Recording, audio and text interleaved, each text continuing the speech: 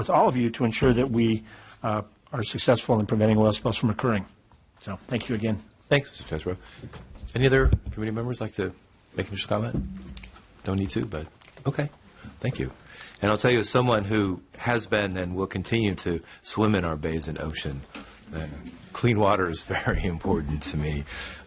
So I'd like to invite up our first panel, which is an overview of programs, financial solvency, and oil spill funds with Mr. Tom Cullen, the administrator of OSPR, Jennifer Lucchese, the executive officer, State Lands Commission, Michael Zaccardi, who's the director of the Oil Wildlife Care Network.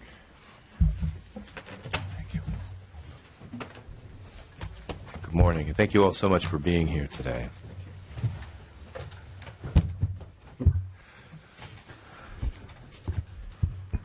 Mr. Cullen, start us off. Well, thank you, Chairman Stone, Chairman Chesbrough, and members of the committee. I greatly appreciate the time you and your staff were available prior to this hearing, as well as the ongoing support you have for our program. I am thankful for the opportunity to testify today and to provide the committee with an overview of California's oil spill prevention, preparedness, and response program, particularly how we achieve our statutory mandates and how we measure success and our financial health. I also look forward to hearing the testimony of the speakers gathered here on how we might further strengthen our programs. Aligned in purpose, OSPR has always enjoyed positive working relationships with stakeholders and environmental advocacy groups and anticipates the opportunity to work more closely with the various representatives here today to make California's program a model for the nation. My remarks will follow the items and questions in today's hearing agenda, and I will do my best to stay on time. The Office of Spill Prevention and Response, which I will refer to as OSPR from this point forward, was established by the California Legislature through the Lempert-Keene Sea-Strand Oil Spill Prevention and Response Act of 1990, following the Exxon Valdez and the American Trader oil spills. This act also created dedicated funding for the program. The act required that the OSPR administrator meet a best achievable protection standard for coastal and marine resources. This is the highest level of protection that can be achieved through the use of the best achievable technology and those staffing levels, training procedures, and operational methods that provide the greatest degree of protection achievable.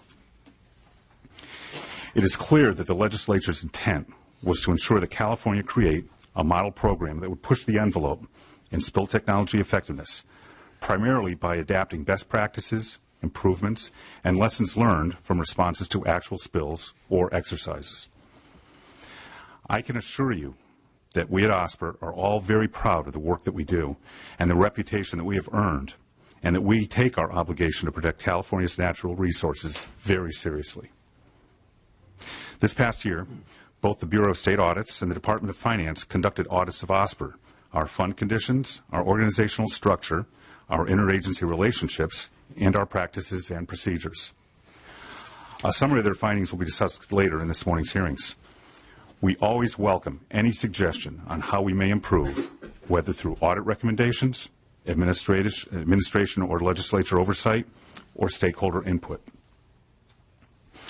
Before I move on to programs outside of OSPR, I would like to provide some brief statistics on a program I am honored to lead.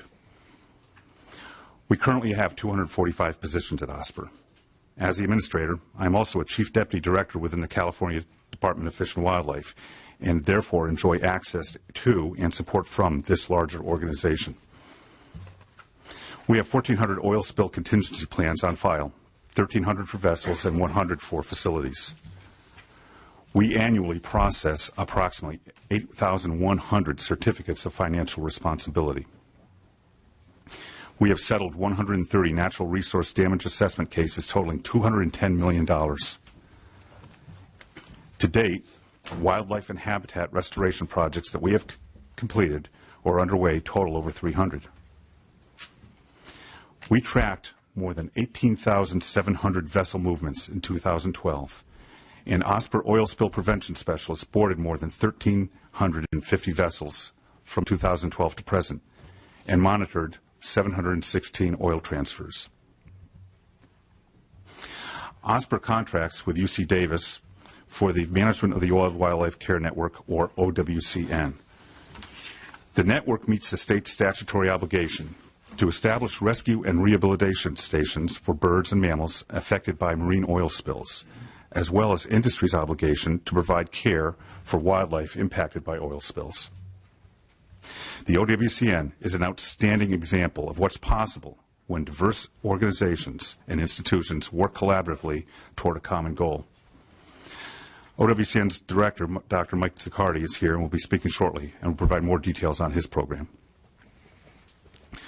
OSPR also has contracts with the California Coastal Commission and the San Francisco Bay Conservation and Development Commission, BCDC, to provide support for our prevention, planning, and preparedness efforts throughout the state to help meet our best achievable protection standard. In addition to creating OSPR, the Act expanded responsibility for the State Land Commission through the creation of the Marine Facilities Division, which provides for the best achievable protection at the state's 80 marine terminals, both offshore and onshore. The State Lands Commission's Executive Officer, Mrs. Jennifer Lucchese, will offer her comments after my remarks. In addition to marine oil spills, OSPR also has a mandate to respond to inland oil spills, although we currently lack a dedicated funding source for this portion of the program. I will not go into detail here on these issues except to add that we are studying recent and proposed increases in the rail transport of crude oil into California, as well as the potential for increased hydraulic fracturing activities, both of which have considerable preparedness and response implications. Lastly, in addition to the oil spill response authorities outlined in the Act, 2 programs have additional authorities and funding. The State Fire Marshal is responsible for safety measures for regulated pipelines. The Department of Conservation's Division of Oil, Gas, and Geothermal Resources, DOGGR, oversees the drilling, operation, maintenance, plugging, and abandonment of oil, natural gas, and geothermal wells. I will now describe the 4 principal funds that we manage at OSPR. The Oil Spill Prevention Administration Fund, or OSPAF, is replenished through a fee charged to each barrel of oil transported in or through the state's marine waters. Currently, the fee is temporarily set at 6.5 cents per barrel. It will revert back to 5 cents per barrel at the end of 2014. This fund is for the implementation of oil spill prevention and preparedness programs and is not to be used for spill response.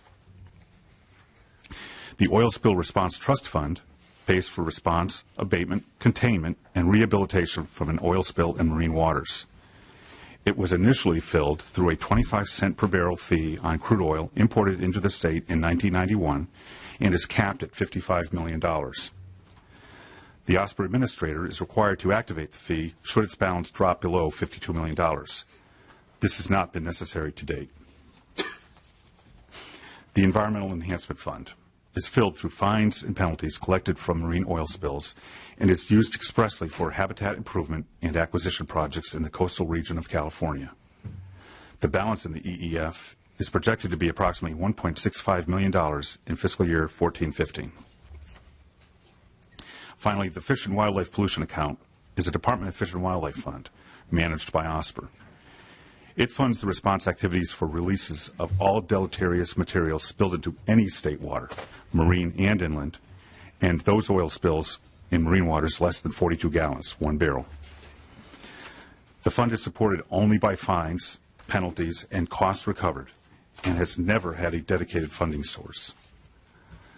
These sources of replenishment have not kept pace with the costs of responding to inland spills in state waters. While this fund may currently be insolvent, we are actively working on more sustainable funding options. The state has traditionally taken an integrated programmatic approach to ensuring best achievable protection, in which best achievable technology is but one component, albeit an important one. This approach provides a framework of protection in which each regulation, each policy, each plan, each evaluation of the adequacy of response equipment can work in tandem with each other to ensure best achievable protection. If we look at our prevention program, evaluating best achievable protection includes the harbor safety committees we oversee at our 5 largest ports, tug escorts, vessel and facility inspections, bunkering and lightering monitoring, and the protection provided through a vessel routing agreement details of which I will discuss later. We are also forward-leading in how we evaluate oil spill risks, industry trends in oil transportation modes and routes, and probable infrastructure vulnerabilities or response changes associated with rising sea levels due to global warming. Any change or potential improvement is evaluated within the context of all the protection measures currently in place and how the prevention standard might be enhanced. We evaluate our best achievable protection standard in our preparedness program through local, area, and regency contingency planning, our evaluation of vessel and facility spill contingency plans, and frequent announced and unannounced drills and exercises. This includes an evaluation of all response technologies and determination of any and all potential environmental impacts associated with the use of each technology. OSPR's review of technology began in the early 1990s with a report to the legislature submitted in 1995. From 95 to 04, OSPR was a member of a Coast Guard Research and Development Work Group tasked with evaluating emerging technologies with an eye for applicability in California. In 2004, OSPR and industry began co-sponsoring response technology workshops with a focus on examining and evaluating new or emerging spill technology products or approaches used worldwide. In 2009, OSPR helped establish the Pacific States British Columbia Oil Spill Task Force R&D Work Group, aimed at improving members' knowledge of current oil spill research and development projects, discussing promising ideas for the West Coast states, and facilitating the use of best achievable technologies. OSPR periodically establishes work groups to review best achievable technology and best achievable protection worldwide, and for possible lessons learned for California. The most recent of these work groups began in 2008, but work was suspended in 2010 when a large number of OSPR technical experts and field responders deployed to the Gulf of Mexico to assist with the Deepwater Horizon spill response. OSPR staff have participated in several national and industry work groups established after the Deepwater Horizon spill. Many of these groups are just now releasing their work group reports, so we at OSPR can now use this information to improve our effectiveness in California. It's important to bear in mind that OSPR has very limited, if any, authority to implement prevention and response requirements, including drills and exercises, offshore of the 3-mile territorial limit of state waters. That being said, we enjoy a very strong relationship with our federal partners, particularly the United States Coast Guard, EPA, NOAA, and Department of Interior, and we will always have a seat at the table at the unified response to any offshore spill that has the slightest possibility of threatening our coastal waters. Within this larger context of best achievable protection, I would like to briefly discuss the 4 specific areas of interest identified by the committee and how these contribute toward best achievable protection. The use of fishing vessels during oil spill response in the Vessels of Opportunity program has been attempted on several occasions in California. With respect to why these programs were not sustainable, I offer 2 observations. First, providing all the necessary training to fishermen in the hazards of oil spill response requires significant resources as well as an ongoing commitment from the vessel owners. In the early 1990s, the California Response Cooperatives established a Fishermen's Oil Response Team, or FORT, based primarily in Southern California. The FORT provided training for its members for several years, but with a decrease in the responses in which they were needed, this group eventually dissolved. Also in the 1990s, a similar fort stood up in the San Francisco Bay Area, but it too encountered challenges as fishermen realized that the time they had to commit to train and maintain the necessary qualifications was eroding their bottom line and therefore incompatible with sustaining their commercial fishing efforts. Secondly, fishermen could not commit to being available for spill response if they were already out fishing. Only in the event of a fishery's closure would their boats be available for response. Other problems included owners not wanting to get their boats contaminated or working in shallow waters. During the 2007 Cosca Busan spill response in San Francisco Bay, several fishermen volunteered their boats, but those boats did not pass various Coast Guard inspection requirements. The Vessels of Opportunity program used during the Deepwater Horizon response encountered serious issues, which are still being addressed. Many fishermen developed health problems after working for long periods of time, in hot and humid conditions and near thick oil that was producing volatile components. Use of vessels of opportunity in hazardous response conditions, such as oil spills, may pose human health risks and liabilities that will need to be resolved before further or large-scale use of similar programs could work in California. As the need arises, OSPR will continue to evaluate the merits of vessels of opportunity for use in relatively less hazardous aspects of spill response, such as transport vessels. However, unlike areas such as Prince William Sound, California is home to a remarkably dedicated and committed response fleet, capable of professionally and safely addressing spill response. We require escort tugboats for oil tankers transporting cargo in major harbors in California.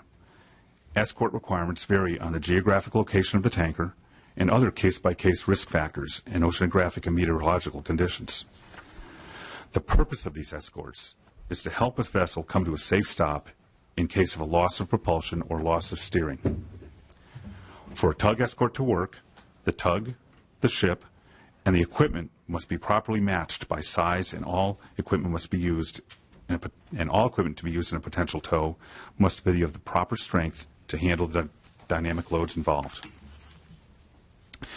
California tug escort requirements are very similar to those required by other West Coast states. I provide this brief description of tug escorts because they are often confused by the employment of standby rescue tugs, which it's my next topic. The use of rescue tugs in the shipping lanes off of California has been evaluated by multi-agency work groups several times in the past, first by the Monterey Bay National Marine Sanctuary, and more recently by the Pacific States British Columbia Oil Spill Task Force. The latter effort involved prevention and response planning for all West Coast states and British Columbia, with the next review planned for 2014. The offshore traffic separation schemes approaching California's major harbors are periodically reviewed and updated by the Coast Guard, in consultation with other entities like the harbor safety committees. The shipping patterns that approached San Francisco Bay were last evaluated following the Cosco Busan and Dubai Star oil spills. We agree with the findings of these previous studies that determined that additional and dedicated rescue tugs for these offshore shipping lines are not needed in meeting best achievable protection. The waters off of the California coast are different than the confined waters of Prince William Sound in Alaska or the Straits of Juan de Fuca in Washington, where dedicated rescue tugs have been mandated. Ships transiting the California coast can and do navigate much further offshore than they can in those more restricted areas in Alaska and Washington. A work group of the Pacific States British Columbia Task Force studied commercial vessel traffic and looked at how close to shore various classes of vessels actually traveled. The study also examined tug response times from the major ports of San Francisco and Los Angeles Long Beach, and how long it would take a tug to reach a vessel adrift in the offshore shipping lanes before it could drift ashore. Response times were calculated under both reasonable and worst-case scenarios. In areas where no other routing restrictions existed, the work group recommended that all vessels over 300 gross tons traveling between Cook in Alaska and San Diego transit at least 25 miles from shore. Tankers laden with oil would continue to transit 50 miles offshore under the Trans-Alaskan Pipeline System Trade Agreement. These recommendations, coupled with current routing schemes and existing ocean-going tugs, would allow timely response to any California offshore incident and were put in place by the Coast Guard. Industry recognized that it was more economically feasible to comply with these recommended offshore routes rather than stationing dedicated rescue tugs. For this reason, industry has been complying with these routes. The Pacific States British Columbia Task Force Work Group will conduct its next review of these offshore routes in the coming year. All stakeholders will have the opportunity to provide input and record their concerns, as they have in the past, and we encourage their participation. OSPR has a rigorous drills and exercises program, including extensive plan holder drills, as well as announced and unannounced drills of the organizations they contract with for spill response equipment and personnel. California's requirements are in close alignment with those of the states of Washington and Alaska. We continue to hear hear recommendations that we need to exercise the spill response capabilities of oil tankers seaward of the Golden Gate. We feel that this is unnecessary and could increase risk of an incident. Each ship over 300 gross tons that visits California is required to have an oil spill contingency plan on file with OSPR and is regularly drilled. The success of our current preparedness program, as indicated in the significant decrease in actual spills since OSPR was established more than 20 years ago, validates our current practice. When an inbound or outbound ship is approaching the limit of the state's jurisdiction offshore, it is merely 3 miles from the nearest point of land and in a critical phase of their navigation. This is not the time to disrupt its transit, distract its crew, or slow or even stop a large ship in a busy traffic lane. The most important initial actions during an actual spill are securing the source and making required notifications. The Coast Guard has their own drilling requirements outside the Golden Gate and in federal waters, and OSPR participates in these drills. OSPR does not conduct oil spill recovery and containment equipment drills in state waters offshore. The Marine Spill Response Corporation, MSRC, has 3 deployment exercises scheduled in the area offshore the Golden Gate this fall. OSPR is required by statute to evaluate dispersants as a potential response tool and to develop policies regarding their appropriate use in California waters. California is unique among states in that OSPR is the only agency that has its own requirements for the licensing and approval of all chemical oil spill cleanup agents, including dispersants. Over the past 20 years, OSPR has met our requirements through extensive coordination and collaboration with our multi-stakeholder groups, facilitating high-quality and well-reviewed dispersant research and painstaking environmental evaluations. It is critical to be aware that all response technologies come with limitations and/or negative impacts. Hence, all dispersant policies and protocols have been developed within a context that attempts to achieve the maximum net environmental benefit of all oil spill response methods under consideration. In other words, the environmental benefits of using a dispersant in a spill must outweigh the environmental costs. Key to the appropriate and beneficial uses of dispersants is, of course, our understanding of dispersant behavior and toxicity under realistic spill conditions. Our efforts focus on evaluating all available science regarding consequences of dispersant use at the surface of an ocean spill and developing approaches that best direct oil spill injury away from sensitive resources and towards more resilient species. Since the 1990s, there has been considerable dispersant research conducted in California and elsewhere. During this time, OSPR scientists have worked with the broader scientific community, helping to create some of the original research designs for studies that more closely approximated the real-world conditions of an oil spill as opposed to a laboratory. We are fortunate today to have Dr. Ron Jardima, who is one of the country's experts in dispersant and dispersed oil testing and toxicity, so I will let him provide more details on dispersants during his remarks. Regarding the evaluation and application of dispersant research, I would like to add 2 takeaway points. First, only those studies meeting robust and accepted scientific standards and protocols should be given consideration in the development of dispersant policies. Also, because there is a great variability in test regimes, species, specific chemicals, and other factors among studies, it is critical to avoid the mistake of comparing apples and oranges, as wrong assumptions may result. Second, I would reiterate that we do not see dispersants as a silver bullet for oil spill response, nor would we ever see dispersants as a substitute or being traded off for mechanical equipment requirements. In fact, we opposed such a suggestion when first proposed by the Coast Guard in their applied response technology rulemaking in the late 1990s. Dispersants have not been used off the California coast since the establishment of OSPR, even with a pre-approval policy in federal waters. However, if and when a spill occurs in which dispersants are potentially beneficial, the response framework has a process in place by which a decision will be made in a responsible, timely, and safe manner that ensures a net benefit to the environment. Anything else would not result in best achievable protection. The structural deficit, or the difference between total annual revenues and total annual expenditures in the Oil Spill Prevention and Administration Fund, the OSPAF, will vary depending on the amount of revenue generated by the per barrel fee. Currently, the per barrel fee is temporarily set at 6.5 cents, and the expected structural deficit for fiscal year 12-13 was approximately $3.8 million. Inflation and other increased costs in OSPAF-funded programs, including the State Lands Commission and OSPR operations, local assistance, the Office of Environmental Health Hazard Assessment, and the Board of Equalization have contributed to this deficit. Regarding inflation effects, during the 9-year period from fiscal year 02-03 through 10-11, OSPR's costs increased by approximately $6 million, or 34%.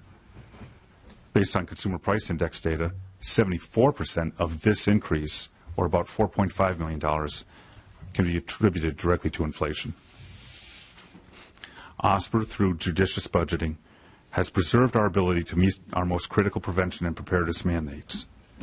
However, several important mandates that have significant potential benefits to oil spill outcomes remain unfunded or underfunded, such as scientific studies to improve spill response technologies and protocols, continuing local government equipment grants, and dedicated staffing for oil spill volunteer coordination and local government training. Current funding for the OSPAF is insufficient to support all of the legislative mandates placed on the program. Regarding our fiscal outlook at various levels of fee increases, let me preface by noting that every penny increase to the per barrel fee provides an additional $5 million in revenues, and that the OWCN is a $2 million a year program. In January 2015, a temporary fee increase enacted in 2011 will sunset, dropping the fee to 5 cents per barrel, resulting in an approximate $7 million structural deficit in fiscal 14-15, even without OWCN funding from the OSPAF.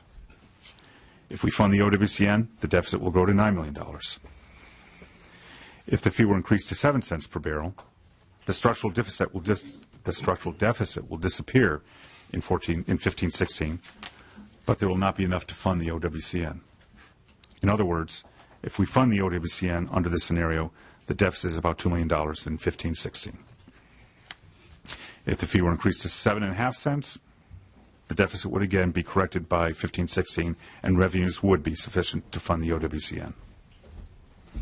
At 8 cents a barrel, our revenues would exceed our expenditures by about $5 million in 15-16 without funding the OWCN, and $3 million if the OWCN is funded. Therefore, we recommend a 1 cent fee increase to 7.5 cents per barrel to allow OSPR to continue to meet its most critical mandates without further program reductions or increases. This funding level will also support full funding for the OWCN if a bill, like AB 81, is enacted to allow this use of OSPAF monies. If OWCN is fully funded from the OSPAF with the 7.5 cent fee, there would also be a very modest reasonable reserve of approximately $500,000 for contingencies. This concludes my initial remarks. I thank you for your time, and I look forward to hearing from and learning from the other speakers. Thank you, sir. Thank you. So just a few quick questions on finances. It sounds like the trust fund at this point you feel is well funded. I do, sir. Again, we have not had the need to turn the fee back on to replenish the fund. It's got $55 million. I have to turn it back on at $52 million. There was a $40 million loan taken by the administration, which will be paid back. But even at the current level of about $13 million, we haven't needed it to fund any major responses. Okay. And you are recommending a 7.5 cents per barrel for Yes, the sir. OSPAF. And that is, we're constantly needing to manage revenues and making sure that administrative organizations are running as efficiently and effectively as possible. And you feel that per barrel charge would provide that balance, not only provide funding for your programs and the World Wildlife Network, but that's an efficient system. It would, Mr. Chairman. Okay. Explain that. I mean, you touched on certain things a little bit, and which to me raised a little bit of questions. You mentioned, for example, fracking, and when I mention fracking, I'm talking about all sort of oil well stimulation techniques, and we've just learned that there is fracking or potentially acidification methods used offshore. Have you evaluated potential risks to the either employees working or to wildlife with respect to the fluids that are used either in fracking or acid matrix kinds of technologies, different technologies that might be used that then might be leaking as part of a well leak or a problem with an oil field? Or have you just been looking at the oil itself? We've been looking at the program statewide, sir. Very initial phases of the study, but working with our partners at State Lands because they really regulate the offshore platforms, only one of which is in California state waters. The rest have pipelines that are coming ashore.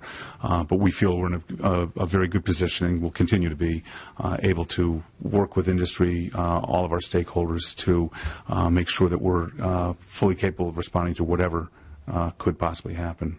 Right, but have you looked at risk assessments for the different kinds of materials that might be found in that oil, other than just the oil, if there are other sort of well stimulation techniques or other technologies that we use to extract that oil? Not yet. So you haven't looked at that? We have not yet, have not. Sir. Right, okay. But we certainly will be. Okay, assuming you're well enough funded to provide those studies.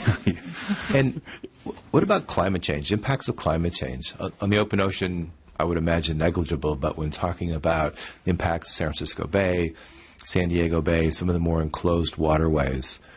Certainly this has been a priority within the Resources Agency, and we have actually looked at climate change, as we discussed in your office the other day, with our natural resource damage assessment and restoration, looking with toward the future.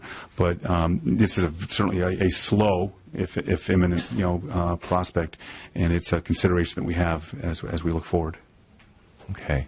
Yeah, because I think statewide we need to be looking at those potential impacts. Absolutely. And then you just touched on the inland piece. Yes, sir. As well, and because we have our joint committee here with natural resources, that's a very, very important component. And one of the things you mentioned is funding. How do we what would be your recommendation for how we fund a program to replicate this, but for inland spills to be able we need to manage? Find, with your help, sir, a more sustainable and predictable budget model.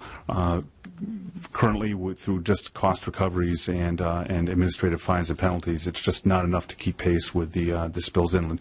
We're in a position where we have to triage spill reports as they come in, and we do, dispatch enforcement officers, wardens, to evaluate, work with local counties, water districts, fire marshals, so forth, depending on what the spill is. But we could do better. We're in a response-only mode right now. We'd like to see a program that rolls in those proven and effective preparedness and prevention aspects of our marine program to the inland regime. Mr. Chair, can I add on to that question? Yeah, Chair Chesbrough? So is it not correct that there's a shift in both where oil is coming from and how it's being transported in the marketplace that could increase the need for the inland response? There is, sir. We are looking very seriously at that.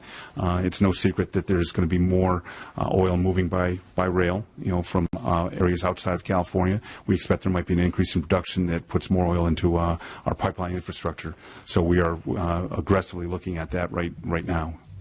So it occurs to me, Mr. Chair, that Go ahead, please. that moving forward, part of this discussion is going to need to be looking at the whole picture and not just the coastal Absolutely. picture.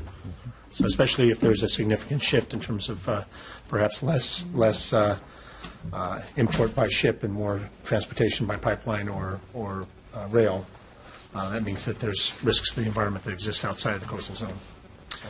And it was fully our intent, which is one of the reasons we did a joint hearing, to look at the gambit of oil spills, not just coastal, since part of this is the Select Committee on Coastal Protection. That's obviously a key issue here, but also our inland responsibilities.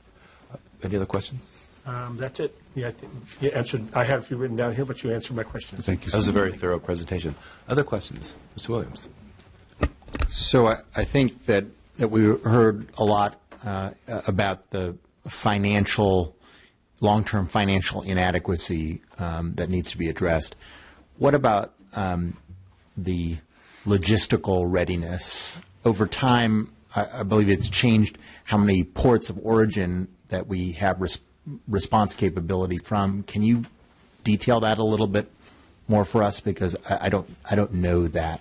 And I'm sorry, sir, I don't quite understand by ports of origin. From how many points of origin do we have spill response capability? We have spill response capability throughout all of California's ports, coastal regions. And how is that? Has that changed at all throughout time? Have we always had a vessel at each port? How many? What is the? How has that capability changed over time? Well, it certainly has increased, and it's not always vessels. It's booming capability. There's a variety of methods for spill containment and spill recovery, vacuum trucks, but we do have time requirements for vessels transiting offshore, and also for we have 3 area contingency plans that cover north, central, south coasts of California, all the inland tidally influenced waters, where they look towards sensitive sites and strategies depending on the type of oil, and it's exercised very regularly. We have partnerships with our oil spill response organizations, or OSROs, and there's 3 major ones here in the Bay Area that I can name right off the top of my head, and they are always rolling out equipment. And so I think that our coastal regions and our offshore waters out to 3 miles are very, very well protected and covered. But I'm trying to understand how that has changed over time, because, for instance, in the report is a fluctuation of personnel, right? So does a fluctuation of personnel equal a fluctuation of response capability? I'm not familiar with the fluctuation of personnel, sir. I think you have a graph of OSPR authorized versus filled positions that sunk to a low of 158 in fiscal year 2010-2011 on page 10. And I think that means that there's less of a response at that time, though the good news is the filled positions have come back higher. But I'm trying to understand that it's impossible physically for the response to always be at the exact same level. How has that varied over time, especially with that fluctuation in personnel? Well, I'm not familiar with the decrease of personnel, and that was before I came to OSPR. I'm very satisfied with the number of personnel that we have now, and the level of training and how they plug into the National Response Framework, the Incident Command System, ICS, you may be familiar with. But also understand that OSPR is not the sole responder. We're a mere fraction of the overall response that you would see, from the private sector, industry, from our federal partners. Volunteers are going to pour in. It's I know from having seen a couple major exercises over the last month and a half that any type of event in California coastal waters, we'd be very well prepared to handle. Thank you. Thank you, sir. Ms. Grove. Thank you. You mentioned in your testimony that the administration borrowed $40 million, and you said that there was $55 million in the fund now, but you were required at $52 million to increase that fee to make sure that you had adequate funding. If you get the $40 million back, does that take you to $95 million, or was that included in the $55 million? I'm sorry. So the fund is capped at $55 million, and the administration borrowed $40 million before I got there. So the balance is down to about 13 now. Oh, okay. And we have, again, not really had to really open it for any major spills yet. Never had to replenish the fund. It's going to be paid back, and with no need to turn the fee back on at this point. Okay. I just want to know if it was inclusive in the $55 million, and it is, correct?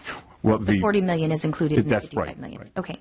And then you mentioned that there was one platform in state waters. There's one platform in state waters. Yes, ma'am. And the rest are in federal waters? Correct.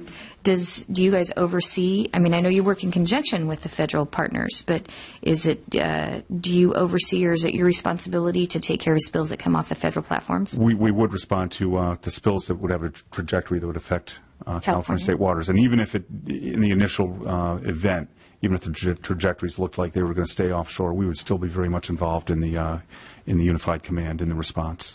This fee that you get, which is you propose to go to 7.5 cents a barrel, do you receive that from every barrel, regardless of how it comes into the port? Yes, ma'am. What if it's harvested in federal waters just off our coastlines and goes to another port? Any crude oil that comes into California via marine transport, so by ship or by pipeline from offshore, will pay the fee to contribute to the program.